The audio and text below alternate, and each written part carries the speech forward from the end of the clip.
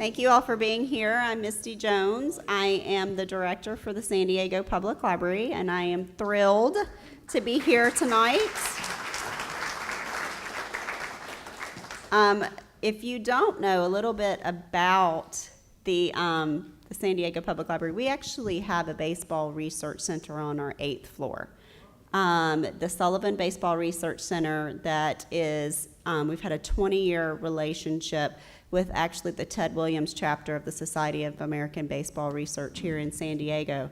And we're proud to have the largest baseball research collection outside of Cooperstown. So please take advantage of that valuable resource that we have here. I am so thrilled to be here tonight. This started when I met Mr. Mitrovich about something very different.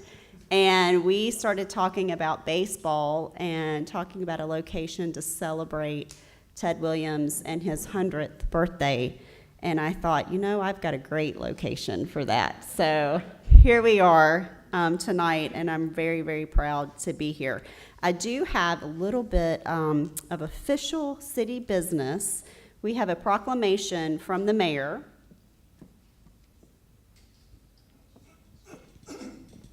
That be it proclaimed that I, Kevin Faulkner, the 36th mayor of the city of San Diego, on behalf of the citizens of San Diego, do hereby proclaim August 30th, 2018 to be Ted Williams Day in the city of San Diego. So I want to present this to his daughter, Claudia. So nice. Thank you so much. Wow, it's beautiful. I'm very honored to come home today to where my dad was born and grew up, and just yesterday I drove the streets of Utah Street and went right by his tiny little house and saw the field where he played, and I had a very young Uber driver, and I said, "Do you know where Hoover High is?" And he goes, no, never heard of Hoover High. Oh, darn it. I said, because a really famous baseball player played there. And my Uber driver was like, really, who's your dad? And I said, well, his name is Ted Williams, and this Uber driver knew who Ted Williams was. So my dad is very much alive and very much with me still today, and this is such a great honor, and I love coming to San Diego. I brought my very best friend with me, and she'd never been here, and the first thing she said when she got off the plane was how beautiful it was. So thank you so much for welcoming me, and I have more stories to share a little bit later, so thank you so much.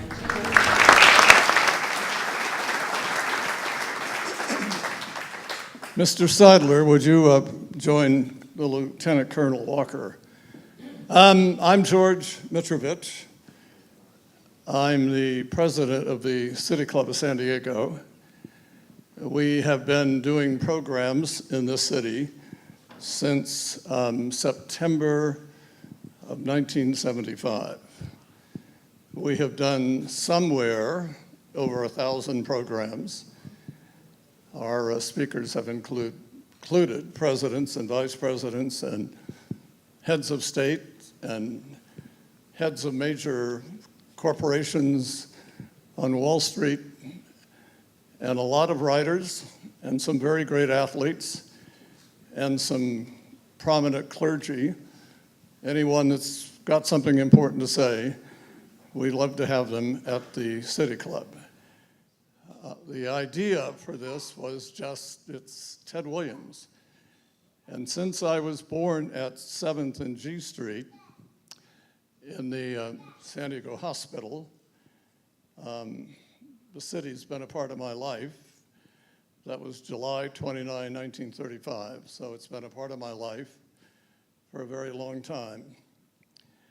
And I went to Hoover High School and I played baseball, and wasn't quite as good a hitter as Ted Williams. he said, and actually up until a year ago, I played in the San Diego Adult Baseball League, our team, the Marston Mets, managed by the great Jeff Marston. So I think I had the distinction of being the oldest player in the league, which always seemed to surprise people. How old are you? In any event, as Satchel Paige said, how old would you be if you didn't know how old you were? And that's how I live my life, by that motto. I now have the pleasure in the program of presenting someone I have the greatest regard for, and I love him dearly. He's been just about everything in our city, chief of police, head of United Way, and then he's now the regional San Diego Chamber of Commerce president. He's the very great Jerry Sanders.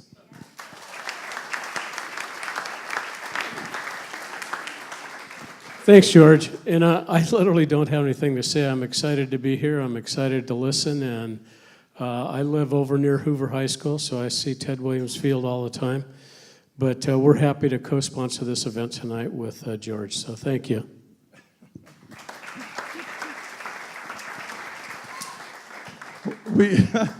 It's too funny. We allocated him 3 minutes. He took 30 seconds. So in terms of the program, hi, Jane Mitchell, nice to see you. We now will hear from one of the owners of our ball club, the San Diego Padres. My first Padre game was May 20th, 1935. No, I was born in 1935. 1942, I was 7. At Lane Field. We were playing the Hollywood Stars. Ed Vitalich was pitching for the Padres, and my dad wanted to take me to the ball game so I would understand that somebody of Serbian descent could actually play baseball. So then I wound up playing most of my life. But the Seidler brothers have had a dramatic and wonderful impact on our city. It isn't just about the ball club. It's about all of those things that they do beyond the ball club. Their civic commitment is very great. We're very lucky to have them, and I seriously mean that. Welcome, please, Tom Seidler.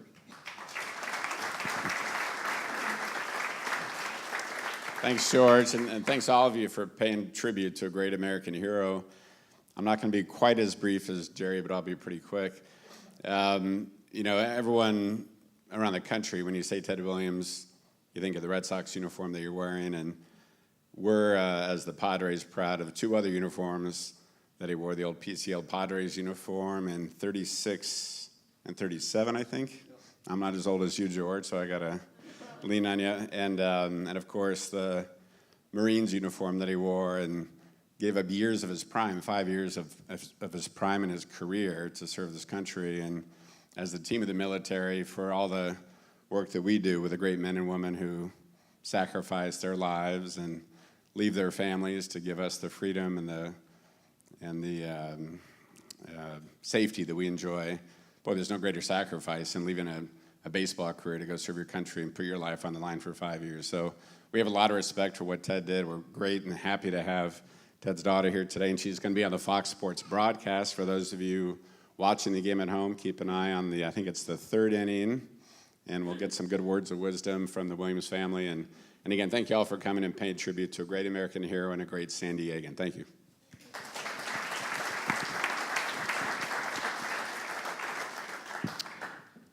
I have a niece that lives in Raleigh-Durham. She was with the American Ballet for 9 years, went to Columbia, got an advanced degree, went to work for the Clinton Foundation, and now works for the World Bank. And she sent me a text message recently, and she said there's a young man, a friend of mine, that's coming to San Diego, and I would like you to know him. And we've met and we've become friends. I'm somebody who believes profoundly in intergenerational friendships. You need to have young people in your life. And this young man, born in a small town in southeastern Ohio, difficult growing up in terms of family, but somehow went to Ohio State, joined the United States Marine Corps, has had 6 tours of duty in Afghanistan and Iraq, and is going back for a 7th. He was more recently the helicopter pilot for the President of the United States, both Mr. Obama and Mr. Trump. I said I would guess that being the helicopter pilot for Mr. Trump was a little bit different, and he just smiled and said yes. He's just a remarkable guy. And he just recently took command of our helicopter unit at Camp Pendleton. And he and his wife and their kids are now a part of us. We are so lucky. Welcome a true American hero, United States Marine Corps Lieutenant Colonel William Walker.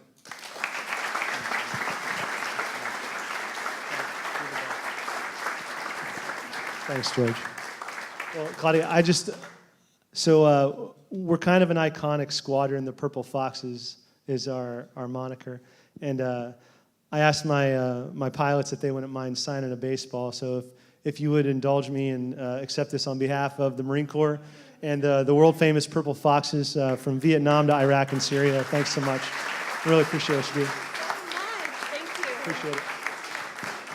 So to the City Club of San Diego and to the Friends of the San Diego Public Library greater area, to the family and the friends and the fans of Ted Williams, thanks very much for allowing me to be here with you. It's been mentioned that Mr. Williams was a member of the United States Marine Corps. So a lot of people, although they are synonymous, the same as baseball and Williams, most people in this generation aren't aware that Ted Williams gave an enormous chunk of his life to his country. And if you'll go down that path with me for just a moment, I would like to shed some light on that. So most people in my generation and a little bit younger than me probably are unaware of the fact that at the height of his career, Ted Williams answered the call to service to his country. This is an idea and an ideal that is at the forefront of what it means to be an American. Many of you understand that because you've lived it. And I think it's very important for you as we leave here to impart that on the next generation, on our kids and on our grandkids. To fully comprehend what it meant for Ted Williams to serve not only in World War II, but in Korea as well, you would have to take an iconic figure such as LeBron James in today's modern era of sports and rip him out of his prime for 4 years and then put him back in and say, now go win a batting title. And that's the kind of man that Ted Williams was. Briefly talking about one story about Ted Williams' service, it's all about sacrifice. It's all about competition. It's all about selflessness. And I think that is what I know as a small kid growing up with a passion for baseball and for flying, grew up understanding very clearly about Ted Williams. Ted Williams could have asked for a waiver to not serve his country. He chose to serve. Ted Williams could have asked for a desk job during the war. Instead, he chose the most dangerous of professions during his era to be a fighter pilot. The average life expectancy of a fighter pilot in Korea was not good. When Ted Williams got to K3 base in Korea, the first person that he saw was about 70 to 80 feet away, according to one recollection. And he said that guy and some other guy that's standing beside him, I remember they looked like they had the right stuff. And one of those guys ended up being his wingman for that time. Of course, we know the astronaut, the senator, the Marine icon, John Glenn. So I don't know about you, but if I were coming from the north to the south in a Korean plane, and I had Ted Williams' reflexes and eyesight, and John Glenn's aeronautical prowess, I don't know if I'd want that fight. But obviously somebody didn't know that, and they made the mistake on more than one occasion to tangle with those two. Ted Williams got into a scrap and got his airplane banged up pretty bad one time to where his tail was on fire. He had loose hydraulic systems that weren't functioning for him properly. And so he made a play for the runway, and it was recorded that he was concerned, being 6'3", that he wouldn't be able to get out of the plane cleanly on an ejection. It would ruin his career. And so he decided, again, typical Ted Williams fashion, I'm going to stick with this thing all the way, and I'm going to drive it all the way home to the end. So he comes in with a lot of speed, lands the plane, limps it back home somehow, and all the guys are in the ready room, and they hear, hey, Williams is coming back with this beat-up plane. So they're all really concerned. So they all fled out on the flight line. And as soon as they see him come off, typical Marine pilot fashion, they play all coy and casual like it's not a big deal, right? Well, one of the Yankees' second baseman at the time was at the field. He was a member of the Squadron 2, and the airplane's on fire. Ted Williams jumps out and starts running away as fast as he can. He says, "Ted, I didn't know you could run the bases that fast." And Ted Williams allegedly turned over his shoulder and said, "Jerry, you couldn't even get on base." Classic Ted Williams, right? So I will leave you with this final memory of what one Marine, one of the greatest Marines of our time, thought about Ted Williams. And he said, upon Ted Williams' passing, John Glenn said, Ted Williams may have batted .400 for the Red Sox, but he batted 1,000 for the United States Marine Corps. Thank you very much.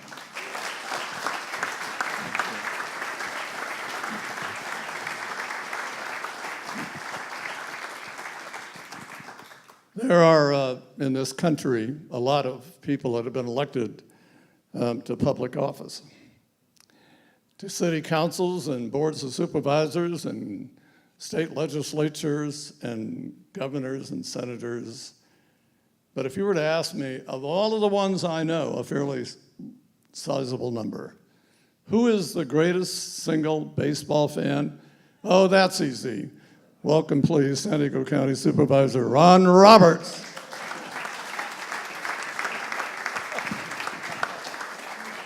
Oh, thank you, George. I can see the next campaign, Yeah, vote for me. I'm the biggest fan around. I spend all day at the ballpark. But unfortunately, that'd be true, as Tom well knows. But, this is a special day. There's no question about it. But I have to start with a confession. I wasn't born on G Street or wherever else you were referring to. I was born in Malden, Massachusetts. And up to about when I was 10 years old, we lived in Watertown, just across the Charles River from Boston. If you were a kid growing up in that era, I will guarantee you the one thing that we all had in common, we had one hero by the name of Ted Williams, who was, that was the reason why we went to Fenway Park.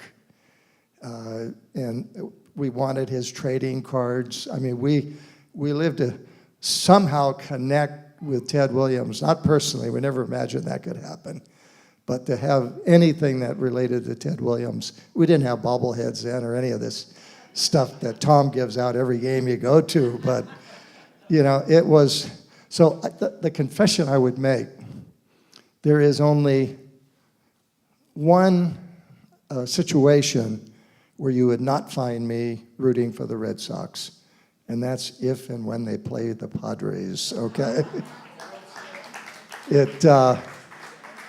I follow them closely. When you study Ted Williams, you study a lot of numbers, okay? The number of hits, the number of home runs, number of batting titles, it's a lot of numbers. When I was a youngster, and I would share this, and I shared it with others, probably about the third grade, we were all struggling. We wanted to get by in math. Well, then the newspapers didn't put in the batting averages after every game. And I wanted to know Ted Williams' batting average after every game. And I worked so hard to master long division so I could do it myself. And so help me, when I found out I could do that, it gave me the confidence to go on and ultimately succeed in large part academically because of a strong grounding in math.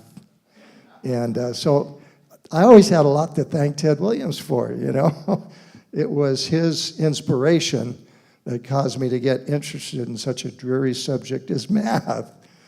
And today, everybody wants to study the numbers. Everybody wants to be a scientist understanding the baseball numbers. That's only part of the story. You have to look, and you heard about the remarkable career.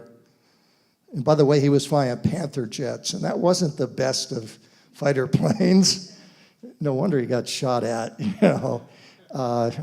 The F-86 was probably a much better airplane, but, you know, he very definitely, along with Jerry Coleman, served his country well. Absolutely, no question about it. The other thing, though, in Boston, they have something called a Jimmy Fund, and he became kind of the face of that for a long time. And it's basically a charitable organization to raise money for 6 kids, and it's in the New England area. It's huge. It's very big. And I can remember years and years ago, that was something that everybody knew about. You knew about the Jimmy Fund. You knew who was going to be involved with that. But in 1992, Bob Breitbart, who was involved with the Hall of Champions, and if you grew up in San Diego as a kid, I mean, everybody aspired. You wanted to be recognized by the Breitbart Hall of Fame here in San Diego. I never made it. I didn't come close. You had to be really good. And, I tried a lot of different sports. I tried to bribe Bob. I tried to do everything. Nothing worked. But Bob had this idea, and he said, we need to pick out a little road that we can name after Ted Williams. I said, well, Bob, I tried to do little roads. Let's not do a little road. That's hard. People have stationery. People have memories. We got to find a different road. And about that time, Highway 52 was opening up. And I thought, there's an opportunity. Well, we want to do something because we didn't want to have the controversy that you have sometimes naming things in government. So I wanted it to be a pretty amicable thing. And I thought, well, that's not in my council district, so I'll go to the person who is representing that district, and I know she'll go along with this. So I met with her, and I said, I've got this great idea.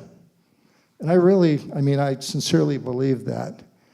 And I explained that we've got this highway. Wouldn't it be great if we named it after Ted Williams? She looked at me like I said, let's drink some poison together. And I'll never forget it because she said, Ron, he never won a Nobel Prize. Like that was her category of naming. And I was dumbfounded. And my response to her was, no, you're right. And I can't think of any Nobel Prize winners that ever hit 400 either. So she pledged that she was not going to support it and, that I shouldn't do it. And we decided we were going to do it over her objections. And fortunately, we were successful. But she was the only one on the council that was objecting. And it was her district, so we didn't invite her to the ceremony. We did the naming. In fact, we weren't much of friends after that, if we were before. So in 1992, we did that. Ted came, and that was the first time I met him. I felt like I'd known him for years, but prior to the ceremony, he and Bob and I were waiting for the start, and we were in a car. And he got so emotional about this that it was unbelievable because I thought a guy that had been so recognized in so many ways, this wouldn't be a big deal. But it was, I can assure you. He made it very clear that he felt this was like the most significant thing to have happened in his hometown. And all of us were moved. I say that because there's, you read about his relationship to the press and sometimes to the fans. And what we saw that day was something very, very different. And I'll remember it forever.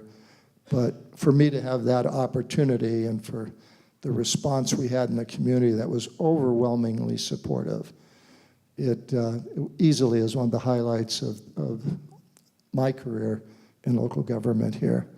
So Claudia, we have a proclamation. And it's a lot of whereases and wherefores, but it really is, it's just saying there's a guy that we really admire. We want to be part of celebrating this 100th anniversary. And I can't tell you how honored I am to be here representing the Board of Supervisors. And by the way, this covers all 18 cities in the county, not just the city of San Diego. But Congratulations. Thank you for being here and being part of that. Yes.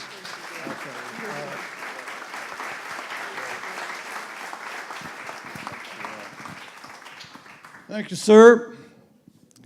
That was touching. You should know SABR, the Society for American Baseball Research. Our next guest, who came all the way from Boston, was president of SABR for a very long time. I think that he's generally considered to be the ultimate Ted Williams scholar. The number of books that he's written are many. The books about Ted are many. And we're just really honored that he would consider to come all this way to join us tonight as we remember one of our greatest. Please welcome William NOWLIN.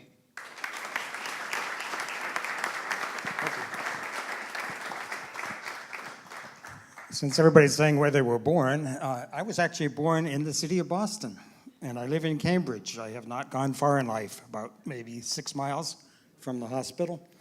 But I was born in 1945. Ted Williams' last year was 1960. I was a young teenager. I started going to games by myself when I was about 12 years old. I was fortunate to be able to go to some of those games in 1957. The year he turned 39 years old and hit .388. I mean, nobody, and there's only been 2 people that have hit that high ever since, not to mention .406. .388, if he'd gotten 7 more hits that year, a 39-year-old guy, he would have hit 400 again. I mean, it's absolutely astonishing. I saw a couple of those hits. I wondered, whoa, why didn't they get a hit every time up?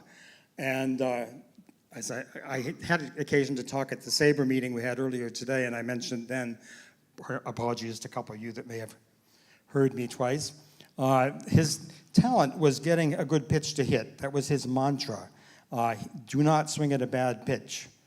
He was known by the umpires as somebody that would never swing at a bad pitch, so he probably got a little break later on. But more than 20% of the time he came up to bat, he walked. Now that doesn't sound like a big deal, but that forces the pitchers to throw better pitches to you ultimately, or just put you on. I mean, you can't just walk everybody all the time. So he achieved what some people think is the most important statistic in baseball, getting on base, more than any ball player in the Major League history, 482.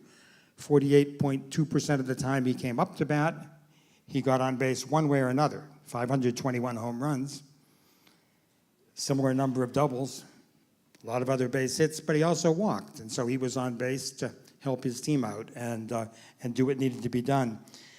I have written a number of books. You kind of touched on a couple of them. One is Ted Williams at War. I don't know if you've seen it yet, but you can check it out from the library here sometime if you want. That's all about his military history. I had a chance to talk to John Glenn and over 100 other people that he served with in Korea or in Chapel Hill.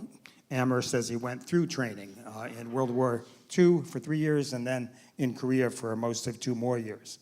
39 combat missions. He did get shot down and landed around noontime, skidding more than a half a mile on the runway because the brakes were out, the wheels wouldn't go down.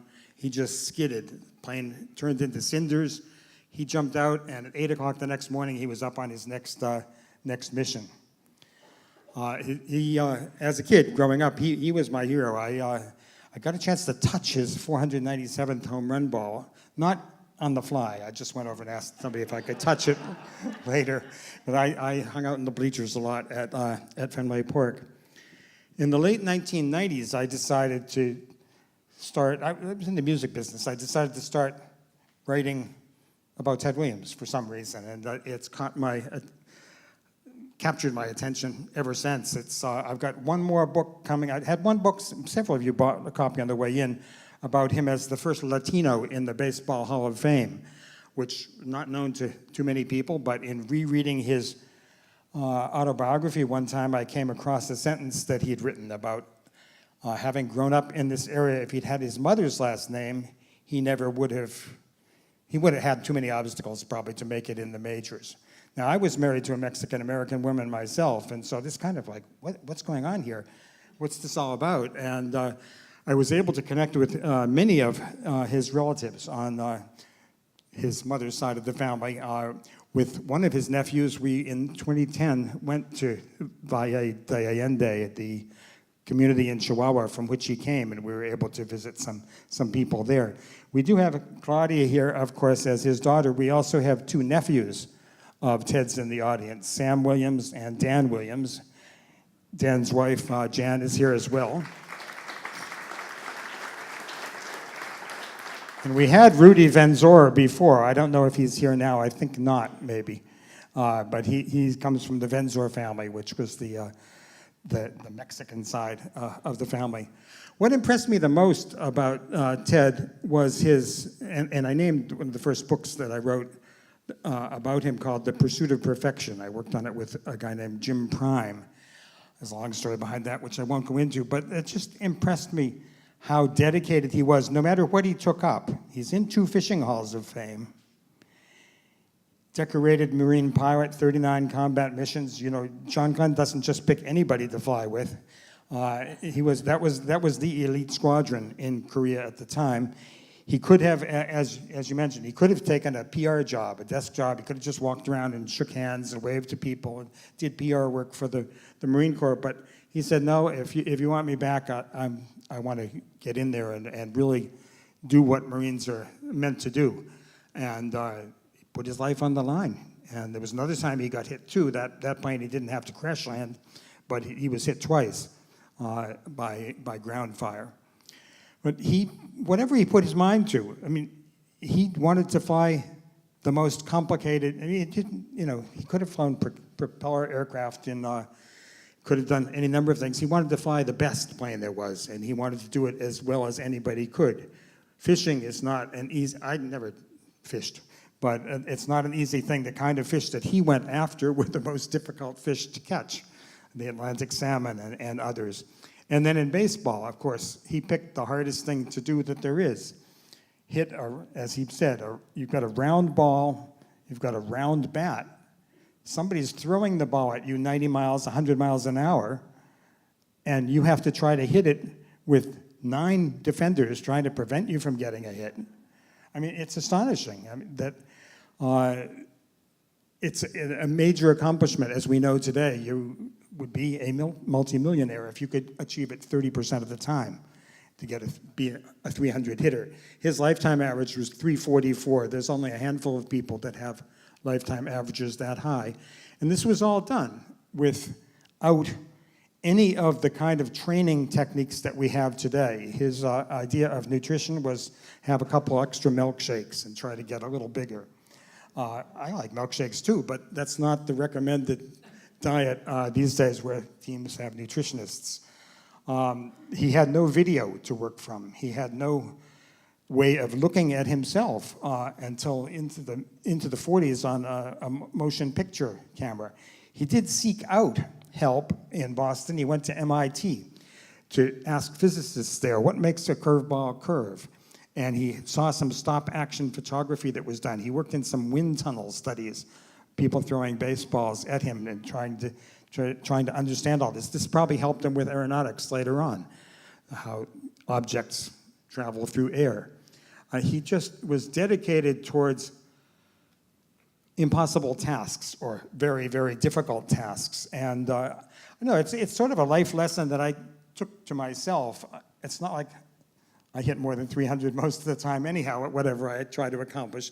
But I often look at when I've done something, like if I'm writing even just a simple article, I will try to put it away for a day and then come back and look at it later and say, I know I can do it better. Whatever I did, I know it can be better. So how can I make it better? And that is a lesson that I kind of learned from Ted Williams in an unusual way, perhaps partly from osmosis and partly just from studying these various aspects of his life. You mentioned the Jimmy Fund before. My next book is called Ted and Jimmy. It's going to be coming out later this year, and it's a study of his. I did most of the work on this 20 years ago, believe it or not. Most of the interviews in the book were 1997 to 1999. And I had a chance to talk to him about his work with the Jimmy Fund, too, and a number of other people who are not around today. But He was a celebrity who devoted his time and a good portion of his life to helping kids with cancer. And that's what the Jimmy Fund specializes in. When he began, a diagnosis of cancer would get you discharged from the hospital, a diagnosis of leukemia for a child, because there wasn't anything they could do about it. It was just simply, you know, we wish you well, but we can't treat you, so you might as well be home in a more comfortable environment. He worked with Dr. Sidney Farber of Children's Hospital there, who was known as the father of chemotherapy. Now we think of chemotherapy as a very normal type of thing. Then it was considered to be almost quackery, the idea that I mean, it's almost impossible for us to conceive today, but it was a very unusual technique. He was not widely respected outside of certain circles, but Ted got to know him and backed his work fully. There are many, many stories. Many of you have probably heard the one story about a boy that was dying once when Ted went to visit him in the hospital, and when Ted was ready to go, the boy was holding on to his hand, holding on to one of his fingers, and wouldn't let go, and Ted asked for them to bring a cot over, and so he could spend the night with the boy. There are other stories about how, there was a story that I ran across at one point about a man who said, who put in an appeal and said, my son's very, very sick with cancer, and he really wants to see Ted Williams because that's his hero. And so Ted made an effort. He actually took an airplane down to visit the boy and his father. And then after the visit was over, he kind of thought to himself, you know, that boy didn't really know who I was. And he realized it was the father who wanted to see Ted Williams. And, you know, you could get angry about that easily enough, but he had already learned the lesson in life, but also it was something that Dr. Farber preached, which was that the families are often hurt worse than the children in some of the cases. What the families, because they see the possibility for their kids that their kids may never achieve. And so he was gracious towards the father, and I think probably felt good about himself for having done that. I certainly feel very impressed with that kind of response to things. I don't know if that's kind of about right on time, right? Of sorts. Yeah. Okay. Hope that's okay. This lovely man, and he's all of that, will be around afterwards. So I know he'd like to talk to you. And if you haven't got his book on the first Latino in the Hall of Fame, there are copies, right? Three left. Three. So be one of the three. Amazon. It's on. Thanks, Bill. Thank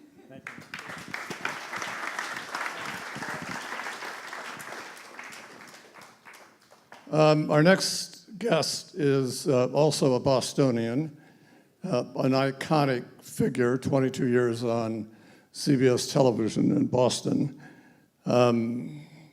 He is now the poet laureate of the Boston Red Sox. He wrote a New York Times best-selling book, Red Sox Rhymes, Verses, and Curses. He's become a very great friend. He is the single most entertaining human being I know. And when David Halberstam wrote Teammates, think about all the books the great Halberstam wrote, many of which he came to the City Club to talk about, but Teammates is the bestseller about Dominic DiMaggio, Bobby Doerr, Johnny Pesky, and Ted Williams. And our next guest actually drove Johnny Pesky and Dominic DiMaggio from Boston to Florida to spend 3 or 4 days with the great Ted Williams. And I want him to tell one of those stories, but welcome, please, the great Dick FLAVIN. Thank you. How about a big hand for George Mitrovich, who put this all together?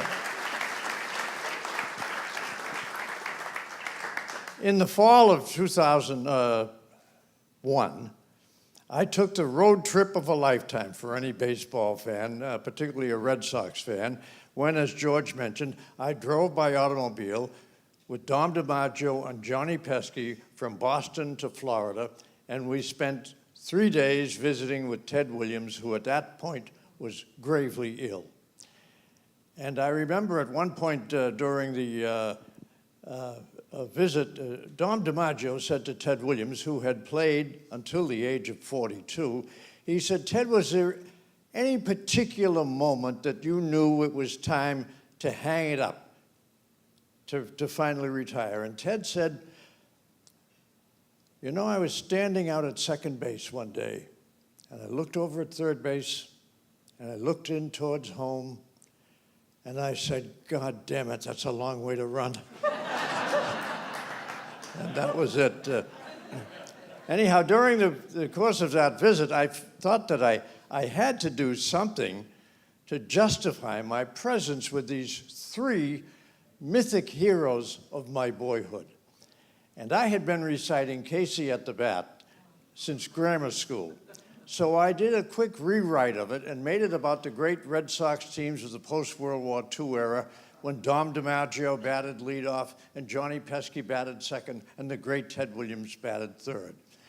And I recited it for the three of them. And it's taken on a life of its own. I've since done it all over the country at the Baseball Hall of Fame and with the Boston Pops Orchestra. But the time that's seared into my memory is that time before three old men, all of whom have passed away since then. So I figure if I could subject them to it, I'll subject you to it.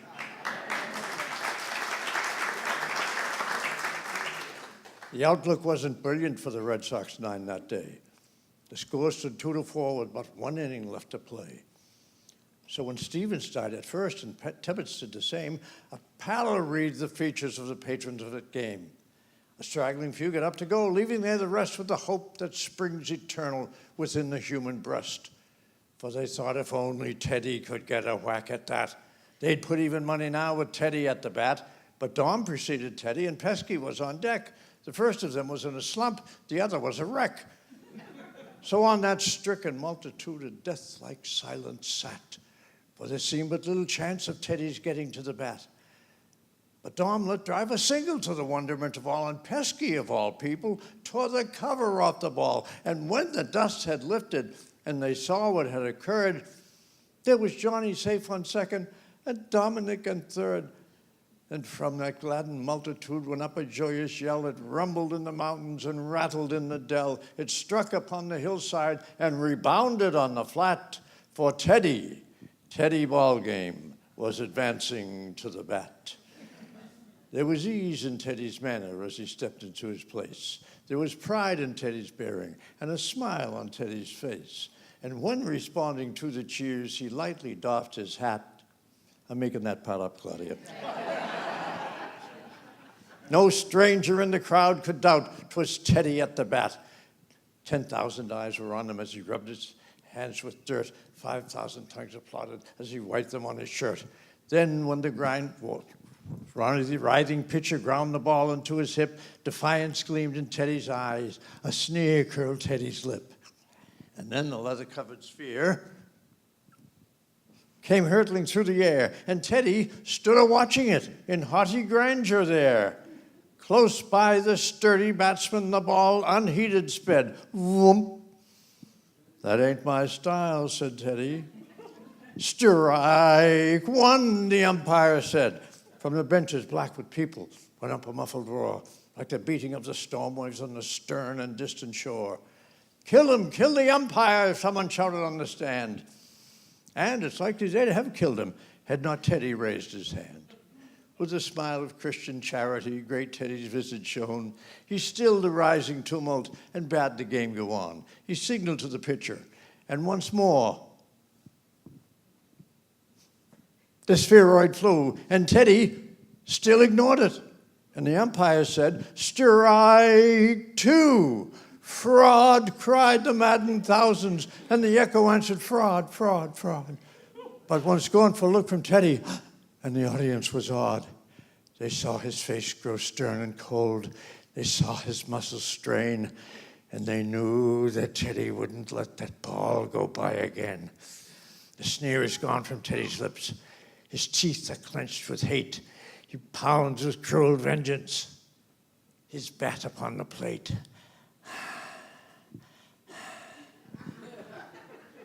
And now the pitcher holds the ball. And now he lets it go. And now the air is shattered by the force of Teddy's blow. Oh, somewhere in this land of ours, the sun is shining bright. The band is playing somewhere, and somewhere hearts are light. And somewhere men are laughing, ha, ha, ha. And somewhere children shout. And they're going wild at Fenway Park 'cause Teddy hit one out.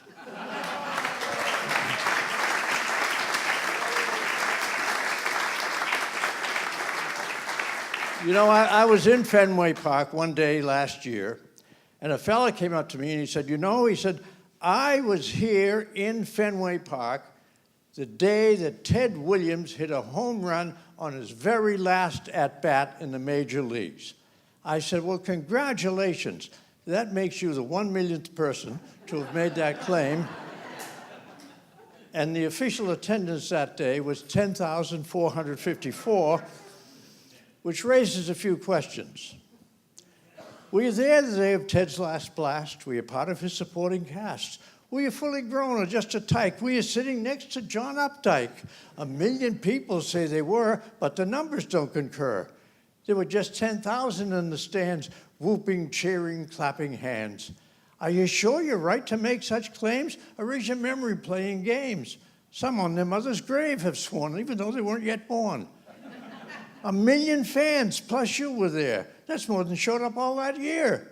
Perhaps you're fudging just a bit. In fact, I think you're full of sheer admiration for Ted Williams and all that he did. Thank you very much.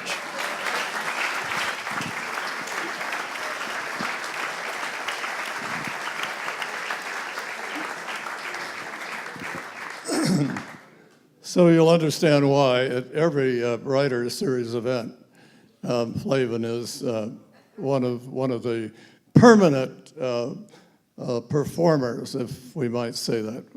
Special guy, great talent. And now it's my pleasure to present the person who will conclude the program by talking about her immortal father. I've known her a while. I love her greatly. She's just someone so special. She's a nurse practitioner. She went to Duke University to achieve her degree because that's where the best school is for that profession. And she's just wonderful. Welcome, Claudia Williams.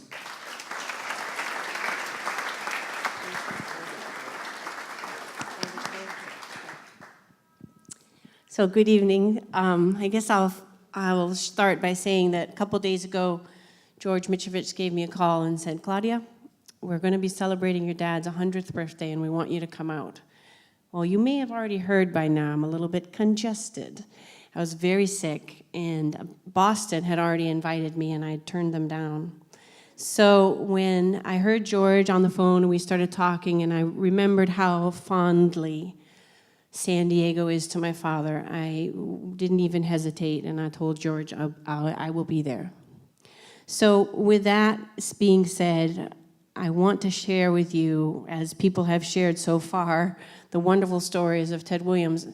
I actually grew up learning about my dad in a completely different light. I grew up knowing Ted Williams, as far as I was concerned, as the greatest fisherman who ever lived. My first memories, in fact, of my dad were on the Miramichi River, casting 80, 90 feet and catching salmon that were absolutely incredible, and just the pure love that he had for it, but the pure precision that he had with landing a fly exactly where he wanted. Well, as fate would have it, about the age of 12 or 13, it was now my turn to go fishing with my father. How hard could that be, right? I'm his daughter. Surely he'll be supportive and patient and kind and loving and teach me just how to cast so that I can catch a fish. So I'm out on the river of the Miramichi, and I have waders about up to here because I haven't grown into my dad's waders yet. And I'm out in the middle of the river, and I'm casting. And every cast that I attempt, I get my dad, who's on the shore, yelling at me, just yelling at me, "Get the goddamn reel up!" So I'm trying to, I'm trying to cast and hold my line and hold my rod and reel and do everything perfectly. And I have my dad on the shore telling me exactly what to do every single cast. So anyway, I finally lift up the rod, I lift up the line, and I finally get a really nice cast, and I shoot it out, and I let it land, and what is it, maybe 50 feet I threw. And I hear Dad on the shore look to Roy, who was our guide, and he said, she just might catch a fish. She just might catch a fish. So I'm watching my line go down the river, and I'll be honest, I was bored as hell. I was like, what is so exciting about this? How can you become world famous with fishing? I'm looking around, I'm looking up at the sky. Next thing I know, the only white shark that was in the Miramichi River grabbed my fly. And the world best teacher was on the shore and witnessed the whole thing go down. And I was about to bring in my very first fish. And God help me if I lost this fish. Well, here comes Ted Williams, all 6'4" of him, comes right up to the edge of the shore, and he's like, pump and reel, you have to pump and reel, don't lose the fish. So I'm reeling as fast as I can go, and I'm pulling my rod up, and I'm reeling, I'm pulling my rod up, I'm reeling. He's running up and down the shore, screaming at me, and I'm thinking to myself, I thought fishing was supposed to be fun. I think he's mad at me. So by the grace of God, I somehow get the fish into the shore. Roy's right there with the net, and he scoops the fish up. And it really was a beautiful fish. It was a hen, and she was beautiful. And in the Miramichi, you don't keep the hens because they go back into the river, and they lay thousands and thousands of eggs. But the males you keep. And up until then, I didn't really appreciate that. And every time my dad caught a fish, he'd whack it on the head, or Roy would whack it on the head, and the poor fish would die. And I felt miserable. I didn't like to see the fish get killed. So here's this fish. It's in the net. Roy had scooped it up. And my eyes just started filling up with tears because I was afraid this fish that I had fought so hard to bring into the shore was about to get its head whacked. And I said to my dad, I said, Dad, can I touch it? He's like, yeah, go ahead, but don't wipe the slime off of it. The fish needs the slime to stay warm in the water. So I just touched it a little bit with my finger. I'm 12, 13 maybe.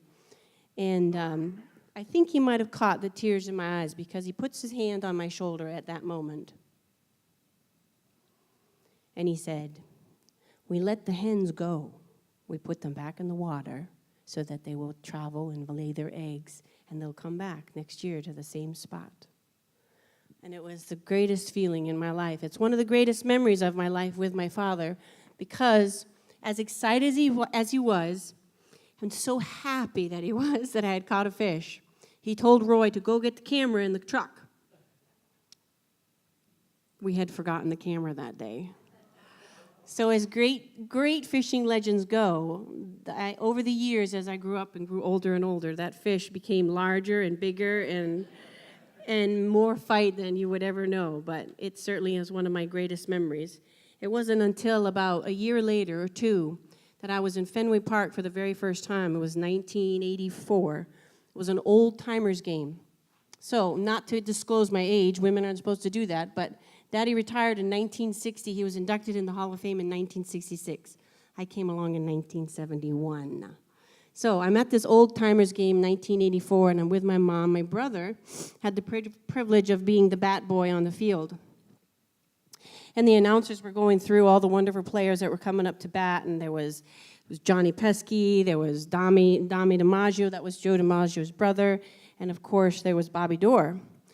And every time the announcer talked about the players, he'd always refer to their numbers, their stats, their ability on the field.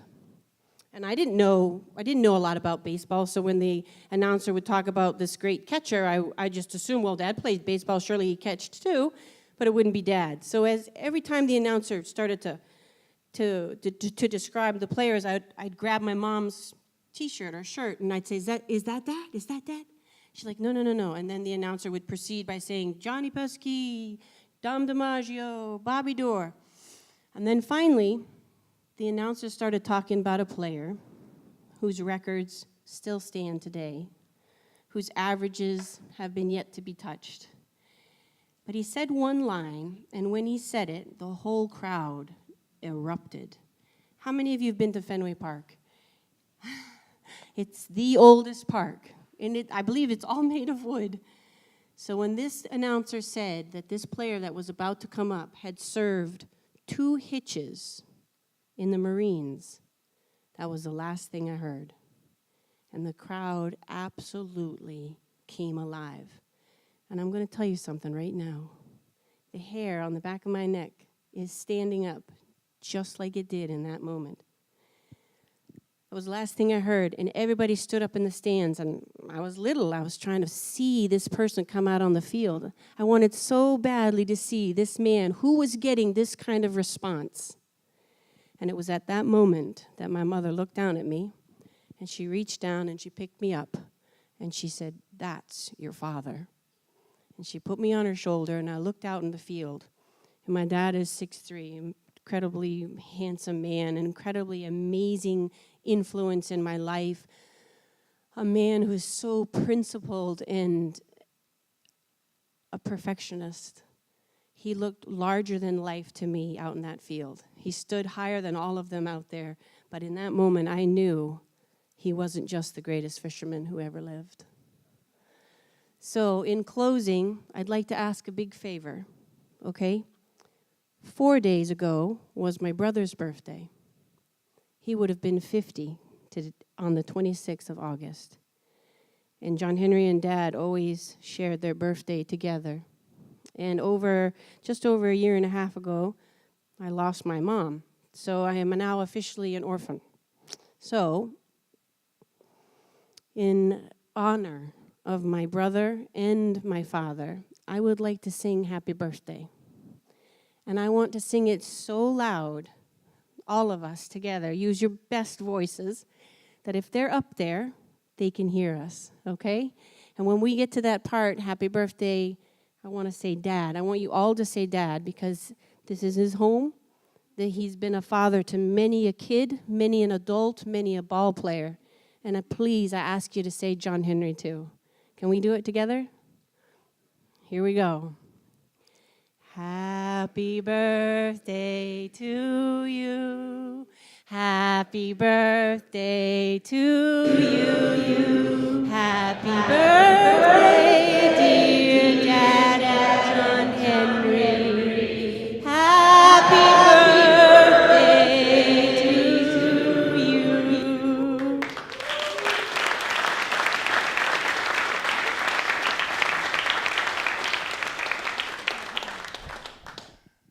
Well, it's been a great time, has it not? Thank you all for coming. So wonderful to see so many of you that I haven't seen in a while, Miss Montroy. And tonight the Padres play the Rockies. The Padres have won 2 in a row. The world is good. My man Trevor, my man Hunter Renfroe is on a home run tear. That's a great thing. And so it's just a good time to be here. Thank you all for coming. Have a wonderful week.